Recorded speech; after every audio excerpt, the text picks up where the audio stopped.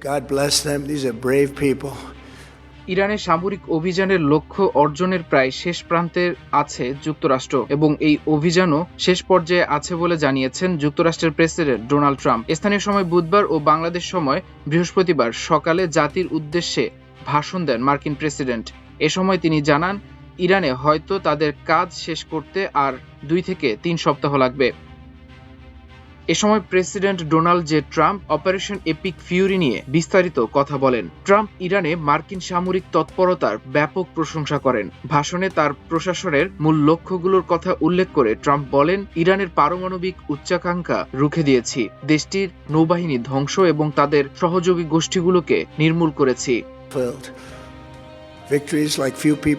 ভাষণে ট্রাম্প আরব মিত্রদের প্রশংসা করে বলেন, আমরা কাজটা শেষ করব, আমরা খুব কাছাকাছি চলে এসেছি। আমি মধ্যপ্রাচ্যে আমাদের মিত্র ইসরায়েল, সৌদি আরব, কাতার, সংযুক্ত আরব আমিরাত এবং বাহরাইনকে ধন্যবাদ জানাতে চাই। তারা অসাধারণ ভূমিকা পালন করেছে এবং আমরা কোনোভাবেই তাদের ব্যর্থ হতে দেব না। হরমুজ প্রসঙ্গে ট্রাম্প বলেন, যদিও যুক্তরাষ্ট্র একতরফাভাবে যুদ্ধ শুরু করেছিল, ট্রাম্প ইরানের দ্বারা অবরুদ্ধ হরমুজ প্রণালী পুনরুদ্ধারের দায় অন্য দেশের উপর চাপিয়ে দিয়েছেন। উপসাগরীয় তেল আমদানিকারক দেশগুলোকে উদ্দেশ্য করে ট্রাম্প বলেন, কিছুটা বিলম্বিত সাহস সঞ্চয় করুন, তাদের এটা আগেই করা উচিত ছিল। আমাদের অনুরোধ অনুযায়ী আমাদের সাথে মিলে তা করা উচিত ছিল। প্রণালীতে গিয়ে ওটা নিয়ে নাও, রক্ষা করো। মার্কিন প্রেসিডেন্ট ডোনাল্ড ট্রাম্প স্বীকার করেছেন যে যুদ্ধ শুরু হওয়ার পর থেকে দেশটিতে জ্বালানি মূল্য 25% বেশি বেড়ে যাওয়ায় অনেক মানুষ অর্থনৈতিক চাপ অনুভব করেছেন। তিনি দাবি করেন, এই মূল্য বৃদ্ধি কেবল অস্থায়ী। ট্রাম্প বলেন, অনেক আমেরিকান সম্প্রতি দেশীয় জ্বালানির মূল্যের ঊর্ধ্বগতি দেখে উদ্বিগ্ন হয়েছেন। এই স্বল্পমেয়াদী বৃদ্ধি সম্পূর্ণরূপে ইরান সরকার দ্বারা প্রতিবেশী দেশে বাণিজ্য তেল ট্যাঙ্কারের উপর অযৌক্তিক সন্ত্রাসী হামলার ফল। তিনি বলেন, এটি আবারও প্রমাণ করে যে ইরানকে পারমাণবিক অস্ত্রের সঙ্গে কখনো বিশ্বাস করা যায় না। মার্কিন প্রেসিডেন্ট ডোনাল্ড ট্রাম্প বলেন, আমরা আমাদের লক্ষ্য পূরণ হওয়া পর্যন্ত অভিযান চালিয়ে যাব। এখন পর্যন্ত অগ্রগতি বলতে পারি, আমরা খুব শীঘ্রই যুক্তরাষ্ট্রের সমস্ত লক্ষ্য অর্জনের সঠিক পথে আছি। মাল্টিমিডিয়া ডেস্ক, আমার দেশ।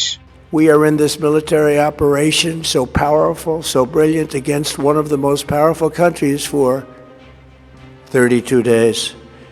And the country has been eviscerated and essentially is really no longer a threat. They were the bully of the Middle East, but they're the bully no longer.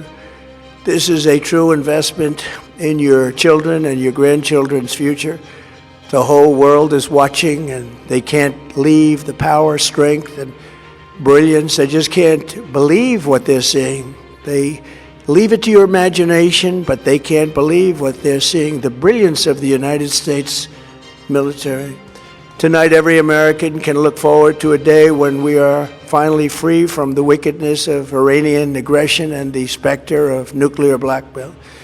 Because of the actions we have taken, we are on the cusp of ending Iran's sinister threat to America and the world. And I'll tell you, the world is watching. And when we do, when it's all over, the United States will be safer, stronger, more prosperous, and greater than it has ever been before.